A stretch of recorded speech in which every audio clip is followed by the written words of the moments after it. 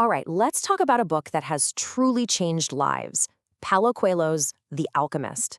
Today, we're going to break down its core message, a really powerful idea at the heart of the story called your personal legend. But first, let me ask you something. Have you ever had that feeling deep down that you were meant for something more? You know, that little voice that says you have a unique calling in this life? Just hang on to that feeling because that's exactly what we're diving into. So, to really get The Alchemist, you have to understand the one big idea that drives the whole thing, the personal legend. What in the world is that? Well, think of a personal legend as your life's true calling. It's that unique destiny that only you can fulfill. And the book makes a pretty bold claim. It says that finding and living out this legend is our one real job in life. It's more than just a dream, it's the story you're meant to live. And we get to see this idea play out through the journey of a young shepherd from Spain named Santiago. His quest to find his own personal legend is basically a roadmap, a parable for our own lives. Okay, so how does this all begin? Well, the very first step is just learning to recognize that call when it comes and then actually answering it. For Santiago, it wasn't some big flashing sign from the heavens. It was more like a series of whispers. First, he has this recurring dream about a treasure hidden near the pyramids in Egypt.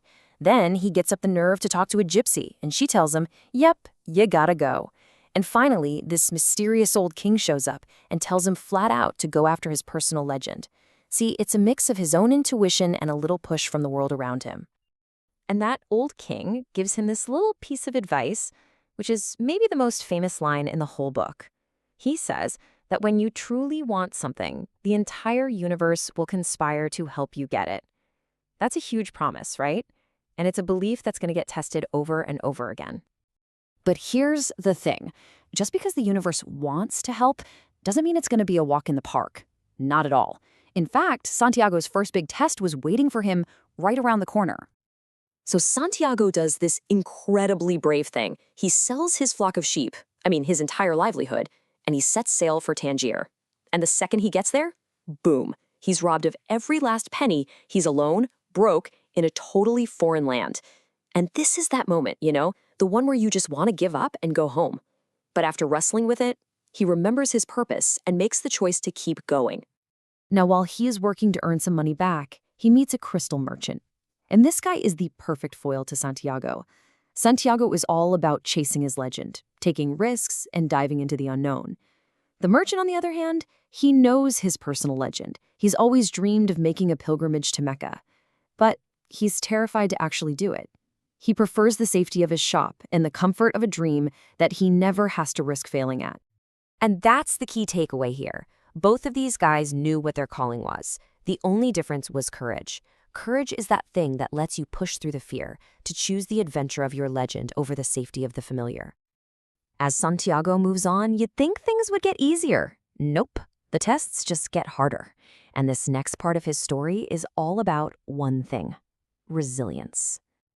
So after a full year, Santiago has finally saved up enough money. He joins a caravan and starts this epic journey across the desert. Along the way, he meets a new mentor, the Alchemist, who teaches him how to read the omens, all the little signs the universe sends to guide him.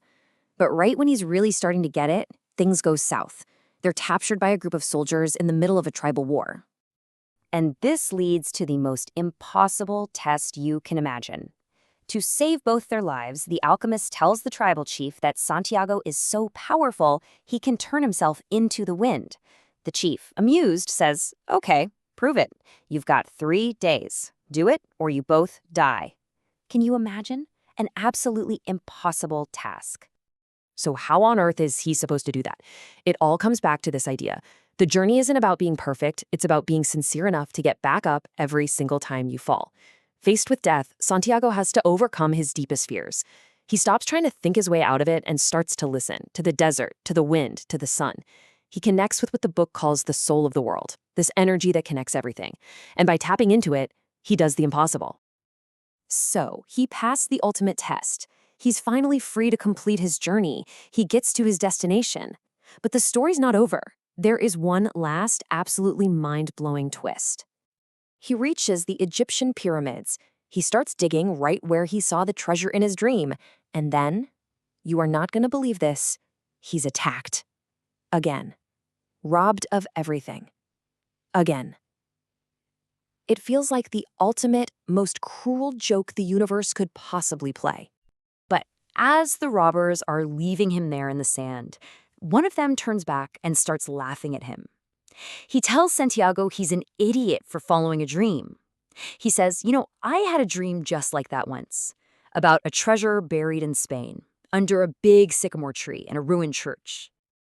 And in that one instant, it all clicks into place. The treasure wasn't in Egypt. It was right back where he began his journey in the very first place. So was the whole thing a giant waste of time? Absolutely not. And this is the real heart of the book. The treasure was real, but the gold was never the point. The point was the journey. He had to go all the way to Egypt, face death, learn the language of the world, and fall in love, all to become the person who was finally ready to find that treasure. The journey didn't just lead him to the reward. It made him worthy of it. Which, of course, brings it all back to you. The Alchemist isn't just Santiago's story. It's meant to be a mirror. It asks us to look at our own dreams, our own fears, and our own journeys. So I'll leave you with this. What is your personal legend? What journey is waiting for you?